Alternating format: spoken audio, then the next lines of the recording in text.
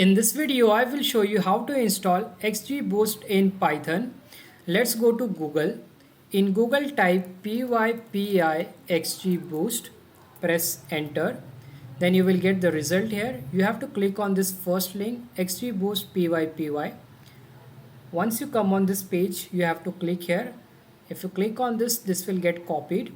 Now go to the Windows and open command prompt. In Windows, type cmd, and then you have to just press right click and press enter.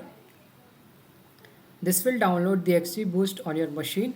I'm getting a message that requirement already satisfied, that is it is already installed on my system. Let's go and verify in the Jupyter Notebook. I'll come to Jupyter Notebook and I will type import XGBoost. Let's execute our code. In the output, you can see we did not get any error here. That means we have successfully installed the XGBoost, and then we can start working on this XGBoost algorithm in Python. I hope you enjoyed this video. If you like my video, please subscribe to my channel. Thank you for watching.